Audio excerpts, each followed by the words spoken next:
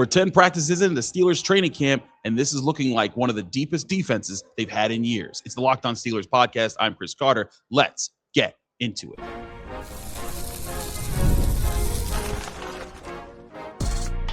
You are Locked On Steelers, your daily Pittsburgh Steelers podcast, part of the Locked On Podcast Network, your team every day.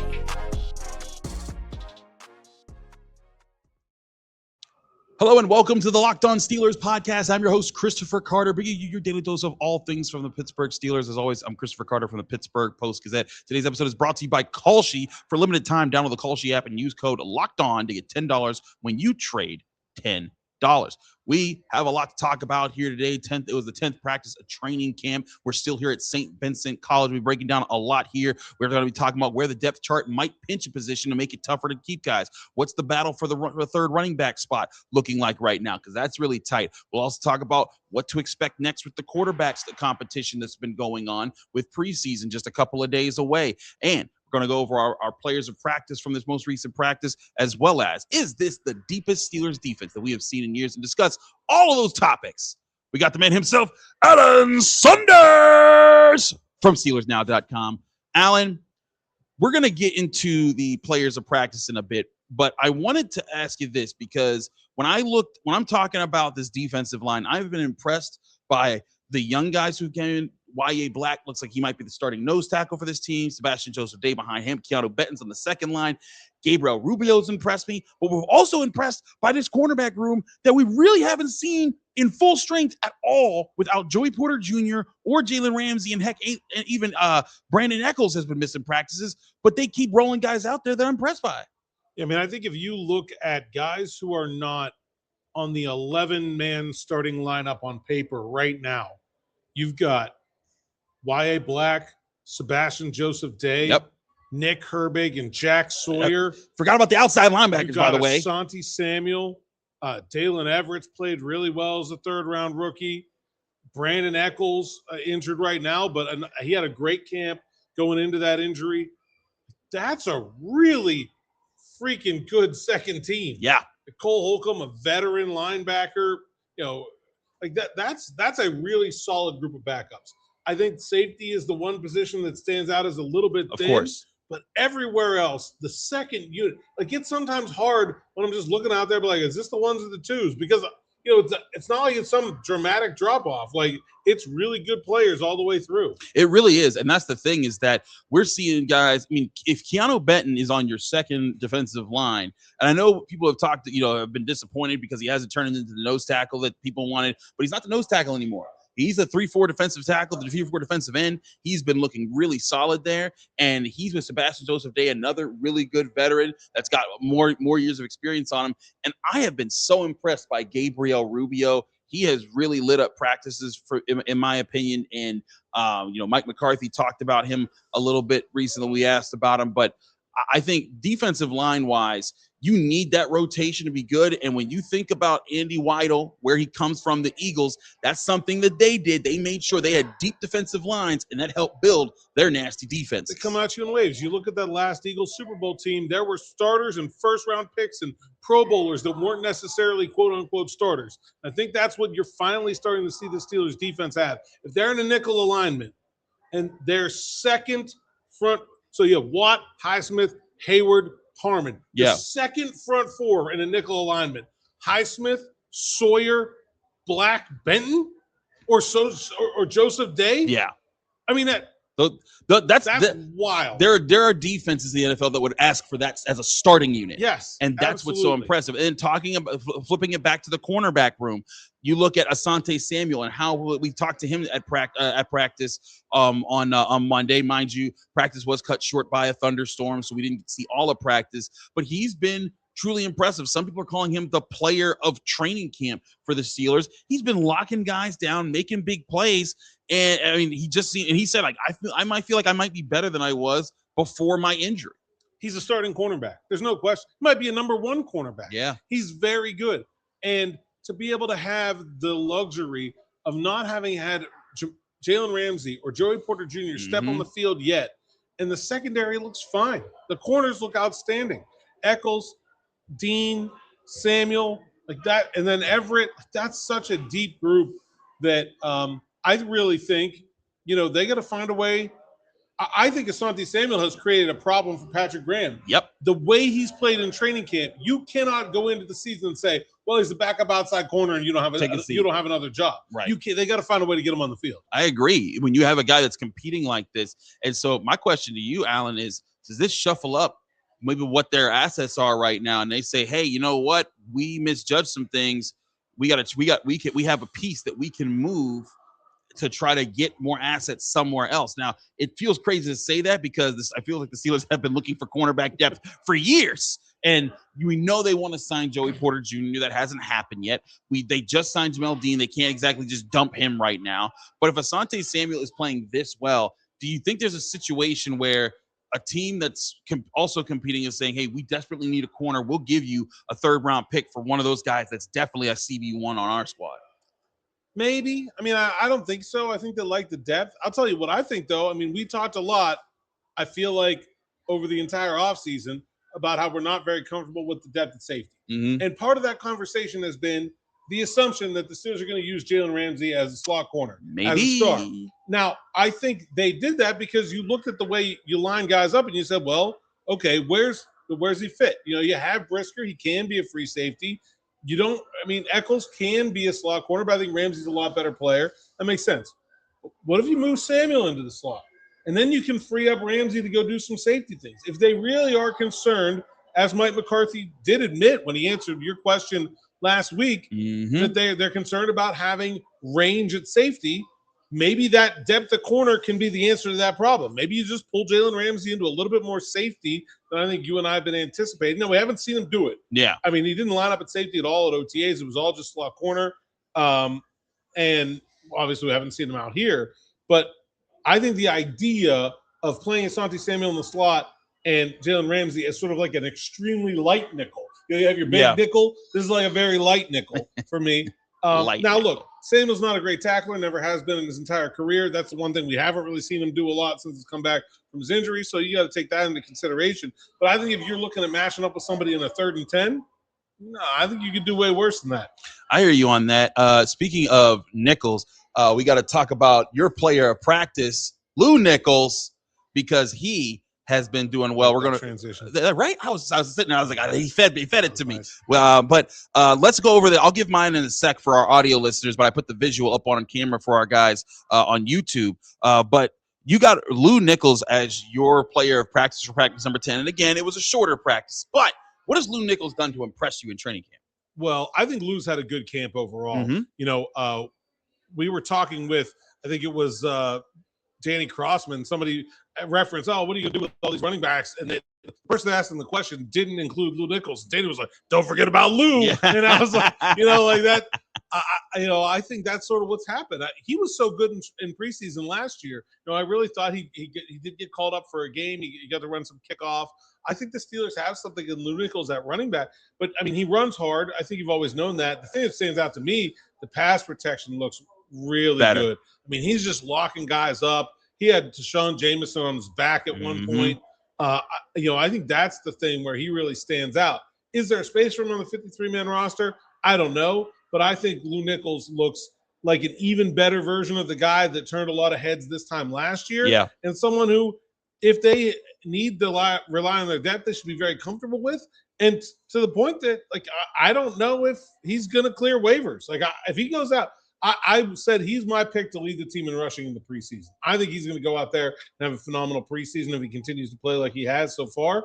And if he does that, maybe somebody takes a 53-man shot on him. They're tight as it is, so I don't know how he makes it on this 53. But there you have it for all you preseason fantasy sickos out there. Lew Nichols should be the Lew Nichols rushing total over on Thursday night. Bang, bang, Saunders. Hit him up there. My player of practice was Keeanu Benton, particularly because I thought he was knifing through on some of those run periods. The one period we got to see what they called combo. It's what they work with certain groups. Sometimes it's with, smaller groups or bigger groups, but this time they split off to the DBs and wide receivers, went off to do 7-on-7 while they did a run period for the big guys, offensive line, defensive line. And once again, the defensive line just really impressed me. But Keeanu Benton, there were some plays I noticed him just knife through and him just like you, because they can't tackle, he would just go hum, and he'll just go, like, I'm here, and I'm going to tap this guy. But the referee would mark 5-6 yard game, and I'm looking like, no, that would have been a 3-yard loss because Keeanu Benton was already back there, and he was doing that against the first team offensive line at times. I was impressed by him, and again, the depth here, because looking back at our players of practice right now, we have looking at the guys we've had here from the defensive line. We had Derrick Harmon twice. We've had a Gabriel Rubio. Actually, no, I didn't give it to Gabriel Rubio one of the days, but we've had Derrick Harmon twice. Keeanu Benton. We know Cam Hayward's a bad man. And Yahya Black's been looking really solid. This is a group that I think is going to be really dangerous and could win a lot of football games for the Steelers this year if they stay healthy. And I feel really good about it against the run, like that period that you were referencing. I'm not sure how much pass rush juice you're going to get all these guys. Right. Now, Benton, I think, is someone who's always had a better pass rush. The results haven't necessarily reflected his ability. Right. I think he's always been a better pass rusher than the sack totals really show. I don't know what you're getting out of Harmon, Rubio, Black in terms of pass rush. I think Harmon has a lot of potential to grow, but I'm not sure I've necessarily seen that yet. But man, I'll say this. Outside of Lew Nichols, who I think's had a good camp, it's been tough sledding for the Steelers running backs. Yeah. Now, the always at this time of year, you do have which hand do you want to – or the Steelers are either going to be really darn good at stopping the run or pretty bad at running the football. I'm not sure which one it's going to be. I think they're going to be pretty good at stopping the run. We'll see. But you do have to kind of say, well, it's always one or the other when you're talking about going ones versus ones. Yeah, I think that's what there could be some concern is it just that one of these groups is the offensive line not playing as well right now. I mean, over the years, there's been times moved out here and be like, oh, look, this Steelers secondary's awesome. They're flying around. This offense isn't throwing against anything. And then the offense doesn't throw against anything all year. And then you say, that's why we thought they were that good. So we got to see how that plays out. But I want to get into next the quarterback competition because preseason is just days away now. And that's when we're going to start to see this really take its next step. We're going to talk about what to expect there because we talked to both Mason Rudolph and Will Howard on Monday here at the Steelers training camp at St. Vincent College. From Chris Carter, from Alan Saunders, stick with us on the Locked On Steelers podcast. We'll be right back. Matt Derry here from the Locked On Lions podcast. Life insurance is one of those things you don't really think about until you have a reason to. For me, it really hit home when my father passed away over 20 years ago. You start thinking less about yourself and more about the people who depend on you and making sure they're taken care of no matter what. That's why I like Ethos. They make getting life insurance simple. It's 100% online, no doctor visits, no needles, none of that. You can get a quote in seconds, apply in just a few minutes, and even get same-day coverage. And honestly, that's huge because life gets busy. You can get up to $3 million in coverage, and some plans are as low as just $30 a month. It's just one of those things that gives you peace of mind knowing your family is protected. Take 10 minutes to get covered today with life insurance through Ethos. Get your free quote at ethos.com/LockedOnNFL. That is ethos.com/LockedOnNFL. Applications may vary. Rates may vary. We're also brought to you today by Game Time. There are more live events than ever before worth seeing right now. Games, concerts, comedy shows, festivals. The hard part usually isn't deciding which you want to attend. It's actually getting the tickets. Between long wait lines, confusing checkout processes, and surprise fees, buying tickets can sometimes feel harder than it should. That's why so many fans are turning to Game Time. The app is built to make buying tickets simple with upfront pricing, seat views before you buy, and exclusive saving opportunities that help you get to the events you want to without the usual hassle. When I'm looking for seats, I want to know exactly what my view will look like and exactly what I'm paying. Game Time helps me know those two things ahead of time. I can buy tickets with a lot more confidence. I take the guesswork out of buying tickets to every type of event with Game Time. Download the Game Time app, create an account, use code LOCKEDON for $20 off your first purchase. Terms and conditions apply. Again, create an account and redeem code LOCKEDON for $20 off. Download the Game Time app today.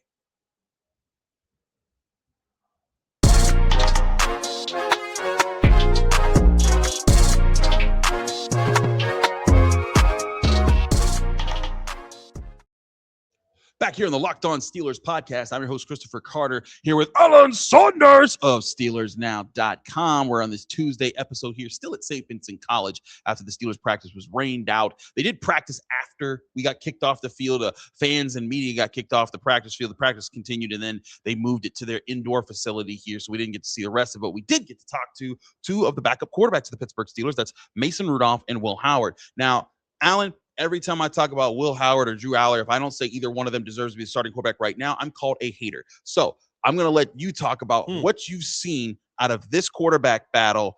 Where first, give me your ranking of how these guys sit in the depth chart for you, and tell me which one has been most impressive and maybe least the most disappointing. Yeah, I mean, I think the depth chart right now is clear. It's Rodgers, Rudolph, Howard, Allar. That's the way it started. I haven't seen any reason to change any of it.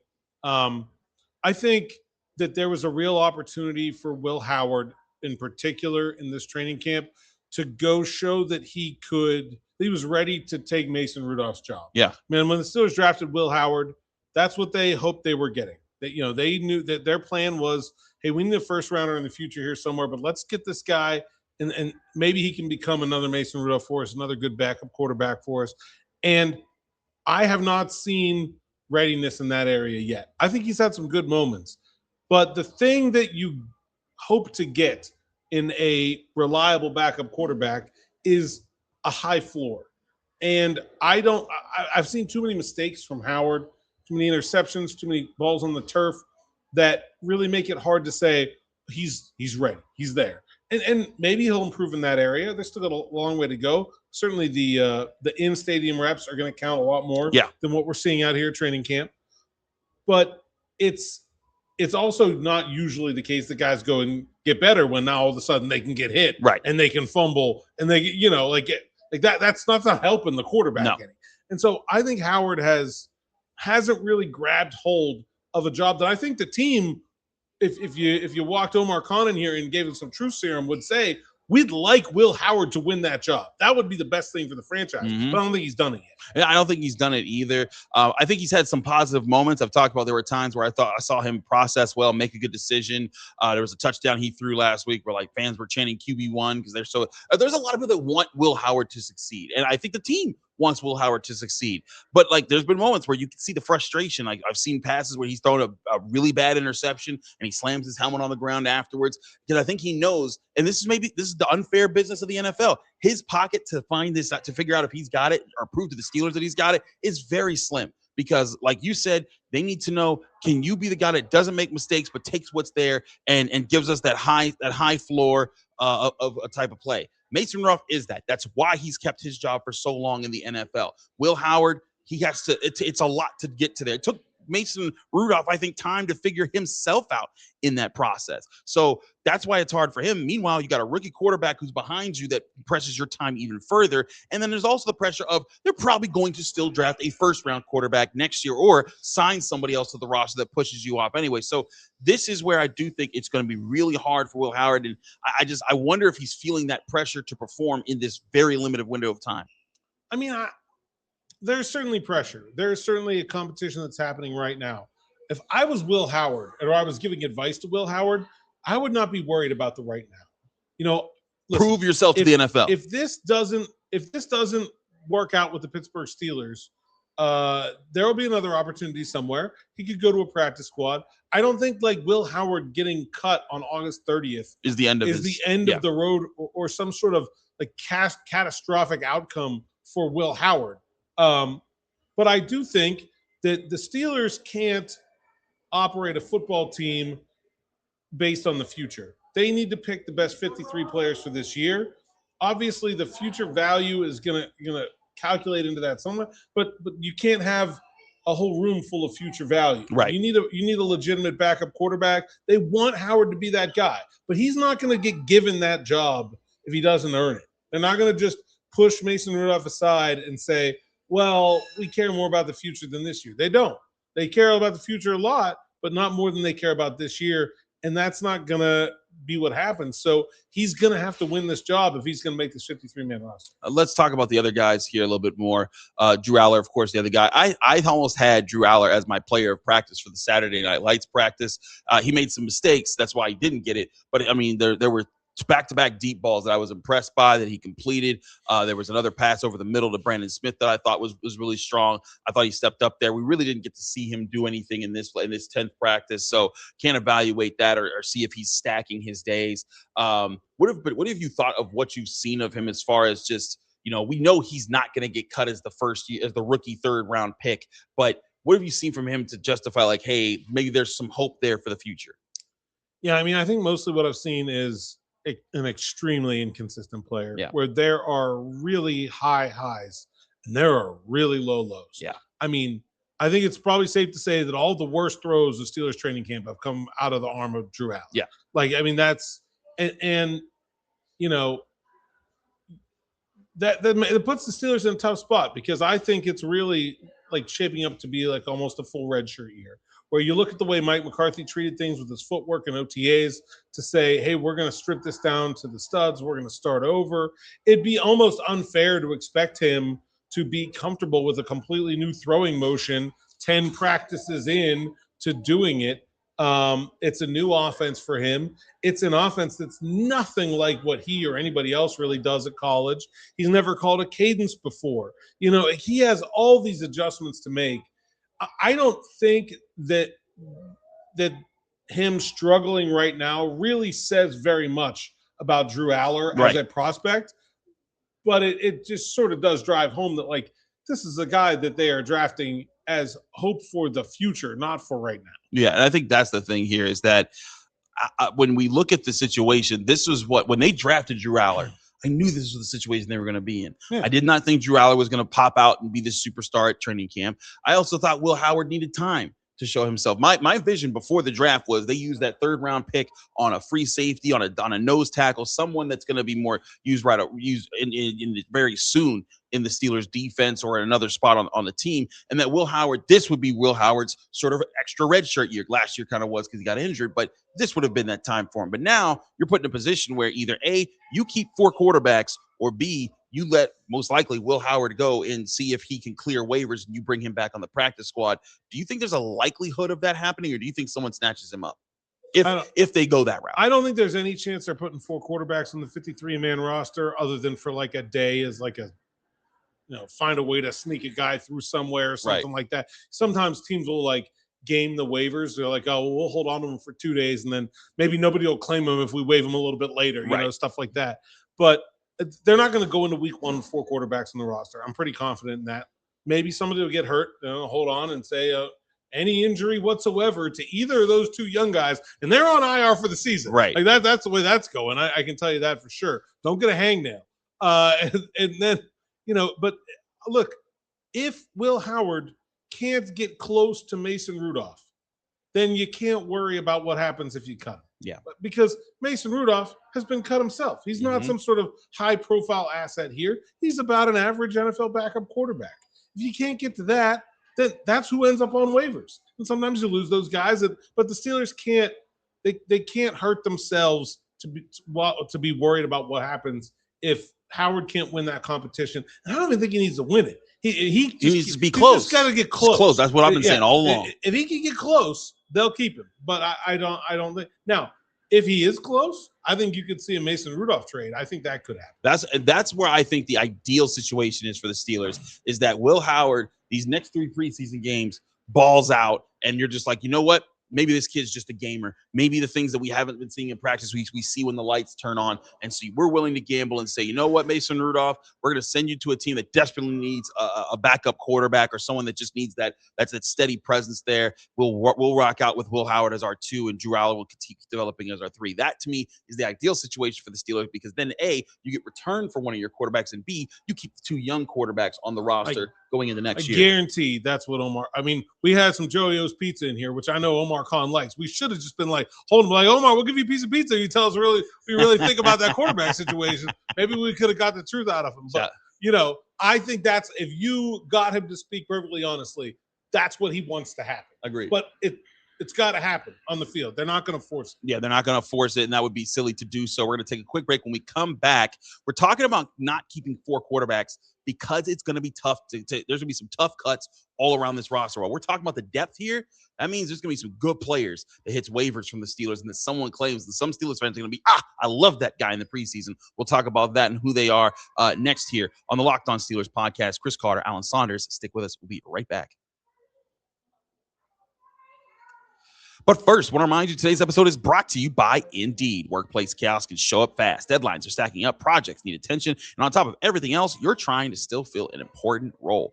The problem is that finding the right candidate can take a lot more time than businesses can afford. That's where Indeed Sponsored Jobs comes in. Indeed Sponsored Jobs helps you reach candidates who actually fit what you're looking for based on skills, experience, and location. So you're spending less time sorting through applications and more time talking to qualified candidates who can help your business succeed.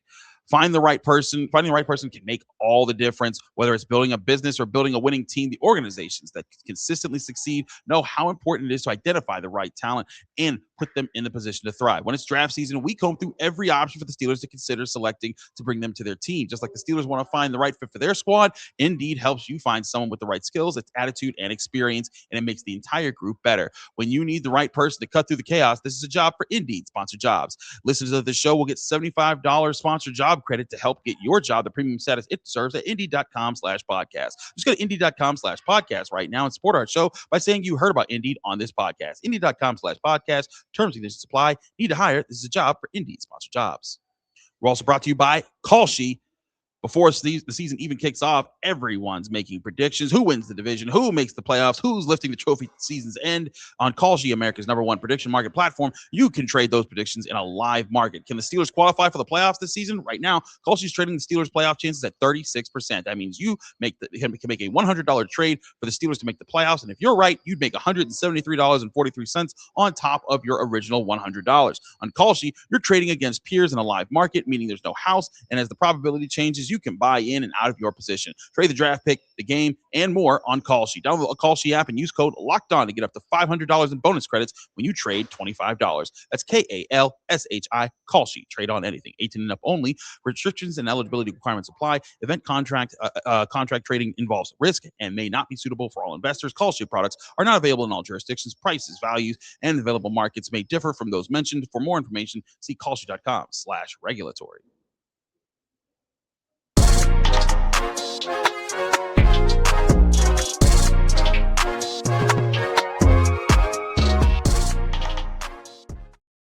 We're back here on the Locked On Steelers podcast. I'm Chris Carter here with Alan Saunders of SteelersNow.com. Alan, before we get to the overall depth chart thing, one other battle that I think is really tight, and we're going to talk about where the tightest decisions might be, is RB3.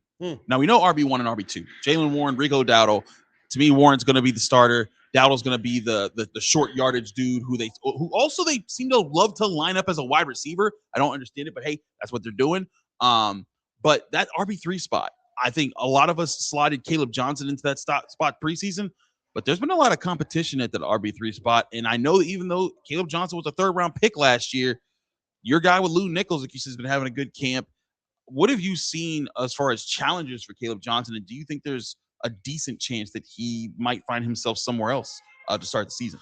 I think Kaleb Johnson certainly has challenges. I mean, the pass protection, the whole actually passing part of his game is not really where it needs to be, but I think he's growing in that area. I thought his pass protection looked a lot better this year than it did last year.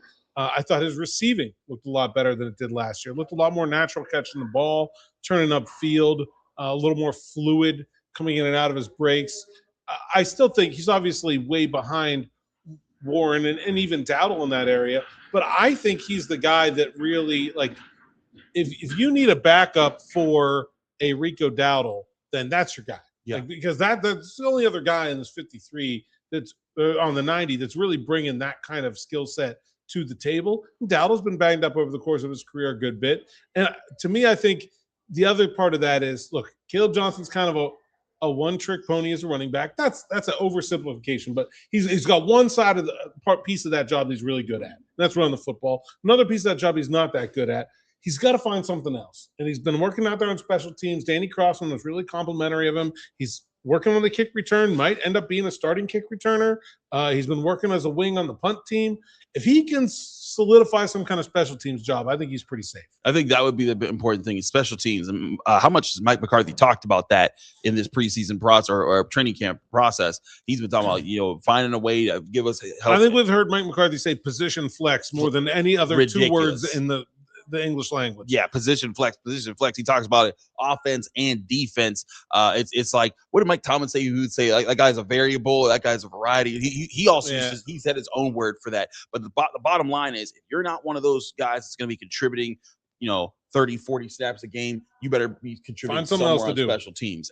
Absolutely. So let's flip to the rest of the conversation here that I wanted to get into with you, and that's the tough spots that are going to be to figure out on this depth chart. Because as much as we talk about, keep 4 quarterbacks, keep 4 running backs, keep 6 receivers, keep 6 corners, keep 4 safeties, keep 10 offensive linemen, eventually you're going to run out of spots. And then you have to choose what spots you want to keep open and what positions you want to open up to have more spots here. Now, Alan, you dropped your 53-man roster projection recently. I'm going to do my own soon here as well, but not today, but soon coming up. But I wanted to get a sense of, where did you put extra spots into on your 53-man roster, and where did you take away maybe some spots?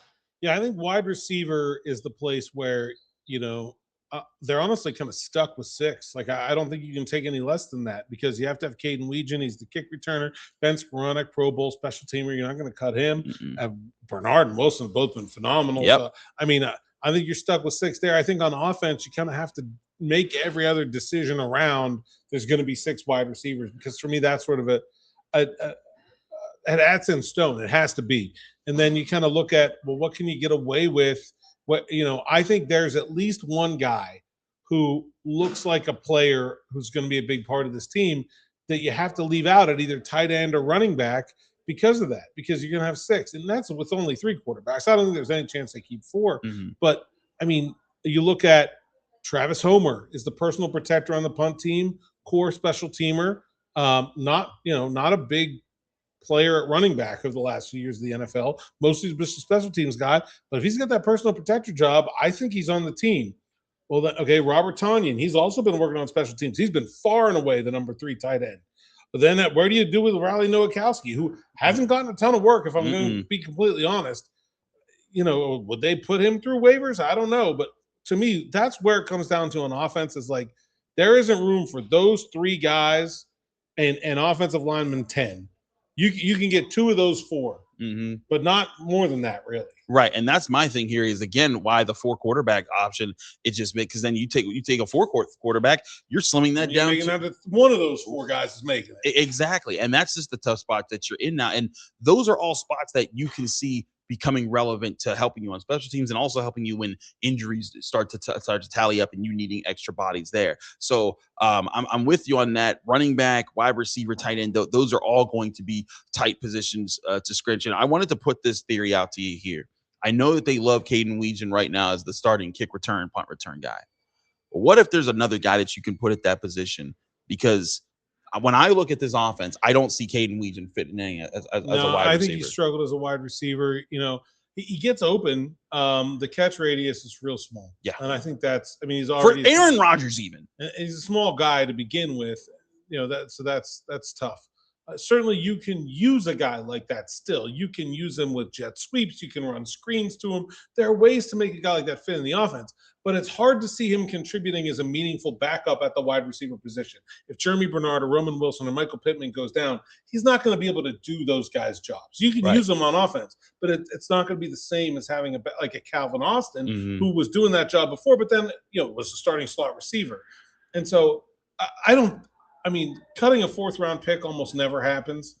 And there's another aspect of this as well, where you get your 53, but only 48 are getting helmets. Right. So there's that part of it as well. But I think he's probably pretty safe. But the fact that there's guys out there, Calvin signed for the minimum. Raymond McLeod is still unsigned. I know he had some weird away from football issues going on. But whatever. To me, that job is kind of a dime a dozen, and it felt like a waste at the time, and certainly does now. to use a 4th-round pick on someone whose contributions are mostly going to be on special teams. But I don't see how they get away from that decision. I think he has to be on the team. So let's flip to defense here as far as tight spots for this depth chart. Defensive line, of course, they're deep, and they want to invest in there. Cornerback is deep; they want to invest in there. So where do they make this work on the defense? Is it that they, like you said, maybe Jalen Ramsey is kept, but he is just your extra safety? But if he's that, are they able to, obviously they keep Elliott, they keep Brisker, they brought in Rayshon Jenkins. Is it the 4 of them? Do they kick off every other person who could be a safety? As Robert Spears-Jennings gets cut, despite him basically being a starting safety all at training camp because they don't have any other safeties available at all times. I wonder here, where does the priority get placed for this group, for the defense? Because also I look at linebacker and I look at Carson Bruner and I look at Cole Holcomb and I look at Malik Harrison. And I got to say, one guy who we almost made our player of the practice for today, Jacoby Windman. He's been a guy that's been working his way up the depth chart, not up the depth chart, but he's a guy that's been impressive on the lower part of the depth chart. And to me, these are all going to be tough things to squeeze. Where are you putting your extra guys on defense? Or extra positions? So the first time I did this 53 after minicamp, I only had 3 safeties. And this time around, I added a safety and I pulled away a linebacker. So I only have 8, 4 inside, 4 outside. I only have 8 linebackers, which is not usually the way Steelers do things. But I think the weakness at safety, Robert Spears-Jennings, I did not have him on the 53 earlier. I put him on. I don't think he's played particularly well, but he's just getting so many reps that I feel like certainly like the coaching staff has some level of faith in him that he's going to make the team. I put Jenkins on as the other backup safety. And then there's the depth at linebacker is tough. I got Carson Bruner ahead of Malik Harrison. Malik Harrison isn't one of the top 4 linebacker spots. You can't carry that contract. Yeah. That to me, that's an easy cut if that's where he's at. And I think Bruner's been ahead of him ever since we got here. Outside line, I thought Jamin Davis had like a good day the other day as the 5th outside linebacker, but I mean, they're so deep there. You don't need 5. What's the 5th guy going to do? You can do that job from the practice squad. Exactly. So I'm with you there. I think because we've talked about it, I think you keep 6 corners. That's the easy one. The 6 corners they're all playing so well. Right. Unless you're trading one or something. Exactly. And that's my thing is that what I tend to do is I look at which group is the best and is able to help you in different spots. And right now, I feel like if there was a position group that's the best on this team as far as how they're playing right now, I'd say the D-line. And I'd say that the D-line has been, and particularly because the top of the D-line has been impressive, and I'm also been impressed by the depth on the D-line. And so maybe you keep 6 guys there, and that's, I had 7. You had 7, but that's the thing. It's tough to keep just 6 because if you're keeping 6, let's say that's Hayward, Harmon, Black, Benton, Joseph Day, but then that's 5 right there. Gabriel Rubio, I think, deserves a hat the way that he's played. It says the Atomowo has been pretty solid. And then you look down the line there, and then there's your Logan Lees, your Gene Lowery's, and the other guys that are lower there. But to me, that's where Gabriel Rubio's put himself. Is to me, he's on the upper part of that low tier of defensive linemen. But keeping 7, I think it makes sense, especially if they're going to rotate these guys and want that group to dominate the line of scrimmage. Yeah, and I think, the top of that group is great, but I think, Gabriel Rubio as the number 6 guy or Asante Atomowo, that's probably where those guys belong right now, and it's probably good to have more than one of them. But, yeah, you could try to get by with 6. I think those 2 guys are better than – I would rather have one of those 2 guys on the 53 than – like Malik Harrison or Jamin Davis or Jacoby Windman, who have kind of been around the league a little bit. You feel like if you lose one of them on waivers, hey, that's what happens. I think Davis probably doesn't even have to go through waivers, right? He's a vet, I'd assume.